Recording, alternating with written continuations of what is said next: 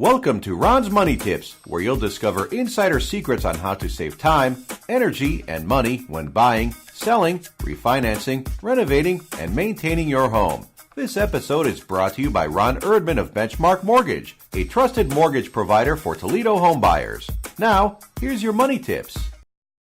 Okay, today we're going to talk about how to keep your kids out of debt. As you make plans for your children's post-secondary education, keep in mind that the average student's debt is currently almost $30,000, and it'll be even higher by the time your kids graduate. The truth is, most young people, and often their parents, can't afford that kind of debt. So it ends up damaging their credit rating and ability to buy a house and raise a family.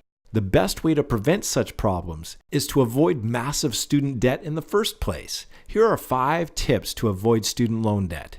Tip number 1. Think return on investment. Choose a program you like, but also focus on what the job prospects are and how much they pay.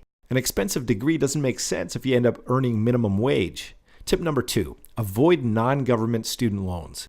Even government loans can lead to major debt problems. But when you get into private loans, the interest rates are usually much higher and there's less repayment flexibility.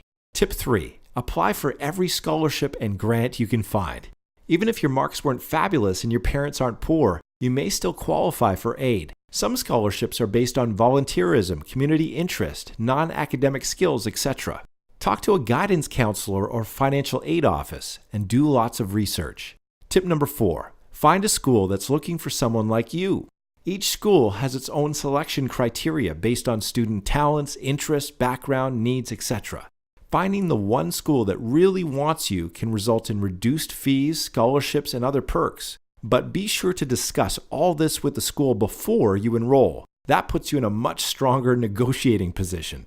Tip number 5. Smart mortgage strategies. You can also use your mortgage to help fund education. You can free up money for your early retirement contribution by taking advantage of many mortgage lenders' skip a payment feature. Or when the time comes, you can do an equity takeout to cover tuition fees so you end up paying affordable mortgage rates instead of expensive consumer loan rates. Bottom line, make student loans your absolute last resort, even if that means working for a year before going to school or taking a part-time job while you're learning. For more information on how to use your home equity to fund your kids' education, call us today. Thank you for tuning in to this episode of Ron's Money Tips. If you have any questions or comments, please call Ron today at 419-392-2410. That's 419-392-2410.